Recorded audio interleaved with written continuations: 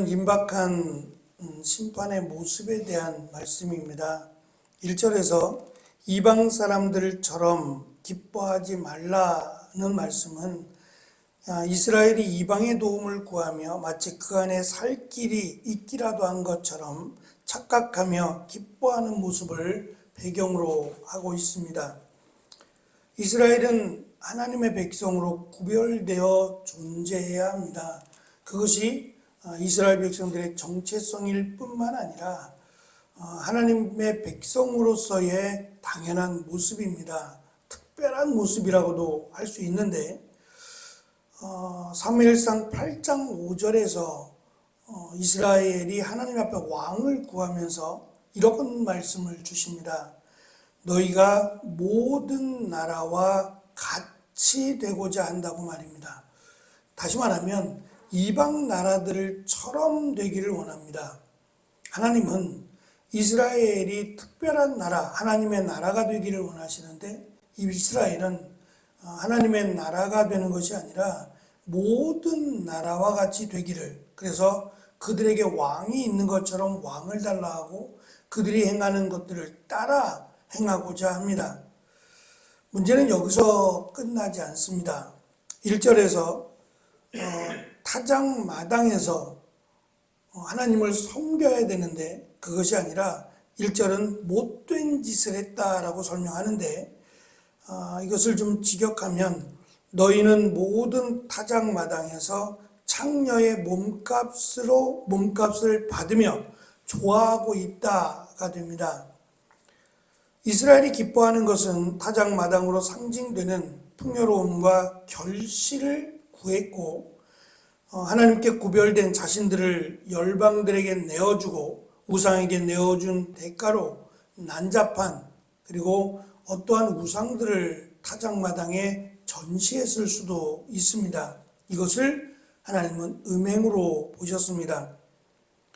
이에 대해서 2절과 3절은 그들이 원하는 것처럼 풍요로움을 주는 것이 아니라 타작마당과 포도즙 틀이 그들을 먹이지 못할 것이며 새 포도주가 그들을 속일 것으로 말씀합니다. 다시 말하면 우리가 앞에서 살펴본 대로 그들이 수고의 땀을 흘리지만 거둔 것은 바람뿐이다 라는 말씀처럼 그들이 그렇게 바라고 원하는 풍요로움을 주지 않는다는 겁니다.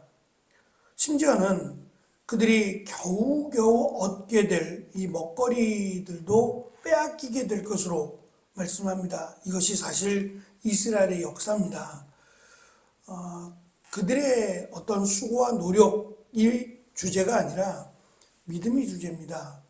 하나님을 믿으면 하나님이 이 땅으로부터 또는 하늘로부터 그들에게 먹을 것과 입을 것을 주라고 하나님이 허락하실 것이며 그 이방 나라들을 하나님께서 제거해 주실 것이라는 겁니다.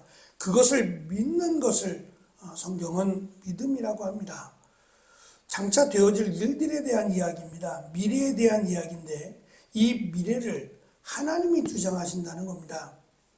그래서 예수님께서도 너희가 오늘 수고가 족하다고 말씀하시고 내일 일에 대하여 염려하지 말라.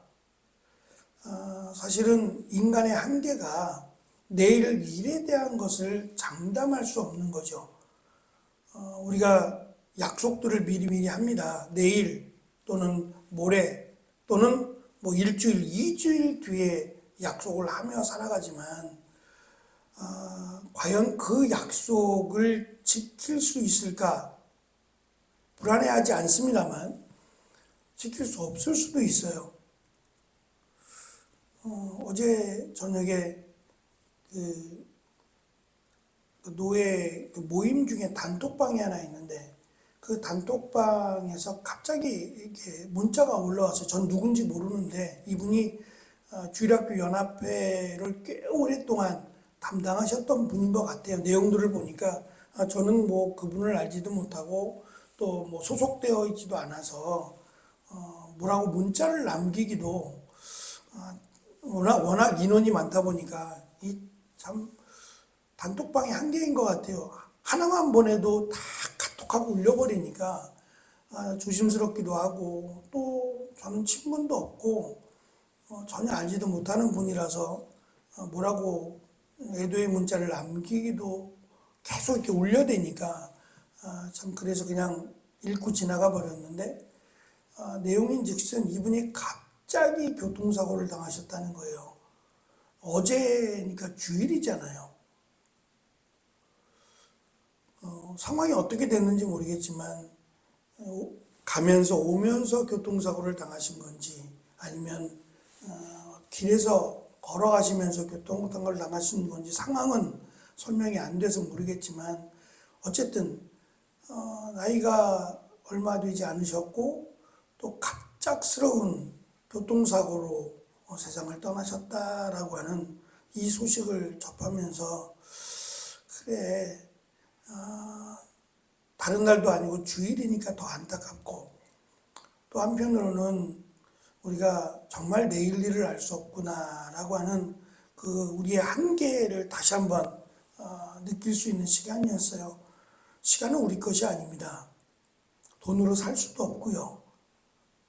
내 것인 것처럼 우리는 착각하며 살아가는 거죠. 내일도 내 것이고 2주 뒤에, 한 달 뒤에도 내 것이라고 착각하며 약속들을 합니다. 근데 사실은 그 시간은 허락받아야 되는 거죠. 하나님이 주셔야 되는 것이고 허락하셔야 그 약속이 이루어지는 거죠. 풍요로움이라고 하는 것은 과거에부터 시작된 것일 수도 있지만 앞으로 되어질 것에 대한 기대를 품고 지금 이런 축제 비슷한 일들을 벌이고 있고, 그 타작마당에서 하나님의 노래를 부르며 찬송을 부르며 곡식을 타작하고 하는 그곳입니다. 포도주 틀에서 포도주를 밟으며 풍요로움에 대한 감사와 찬송이 있었던 바로 그 자리에서 우상을 섬기고 우상과 관련된 난잡한 일들을 벌이고 있었다라는 것에 대해서 하나님은 진노하시고 아무것도 거둘 수 없을 것이다 라고 단호하게 말씀합니다. 저는 이 말씀이 늘 그렇듯이 그냥 하나님이 심판하시면 돼요. 하나님의 백성으로서의 정체성을 잊어버렸고 하나님에 대한 감사와 찬송이 아니라 우상을 섬기고 우상과 관련된 난잡한 일들을 그 타작마당과 포도주 틀에서 행하고 있는 그들을 심판하시면 됩니다. 누가 뭐라 하지 않을 거예요. 그런데 하나님은 그들을 바로 심판하시는 게 아니라 먹지 못할 것이다, 얻지 못할 것이다 라고 말씀하신다는 점이에요. 이것이 그들에게는 단순한 배고픔이요, 굶주림이요, 또 뭐 기근이요 라고 할지 모르지만 하나님이 베풀어 주시는 은혜입니다. 바로 심판하지 않고 그들의 먹을 것을 얻지 못함으로 하나님께 나아오도록 하시는 하나님의 은혜라고 할 수 있습니다. 4절은 이스라엘이 하나님께 드린 제사로 인하여 하나님께서 얼마나 분노하셨는지를 설명합니다. 그들이 바친 제물은 죽은 신인 우상에게 바쳤던 것들이었으며 자신들의 입맛과 배를 부르게 하는 것들이었다라고 말씀합니다. 다시 말하면 하나님이 말씀하시는 이런 정결한 짐승을 바치라 라는 것이 아니라 우상에게 바쳤던 것들, 이미 우상에게 바쳤던 것들을 하나님께 바치고 있고 자신들이 좋아하는 것들, 맛있다 여겨지는 것들을 제물로 바쳤다는 거예요. 왜냐하면 그 제물을 바치고 자신들이 먹을 거다라는 생각 때문에 하나님께서 원하시는 제물 또는 정결한 제물을 드리는 것이 아니라 자기들이 좋아하는 음식으로, 그것이 어떤 것이 되었든 좋아하는 음식과 관련된 제물로 바쳤고, 또 우상에게 이미 바치고 난 것을 하나님께 바쳤다는 겁니다.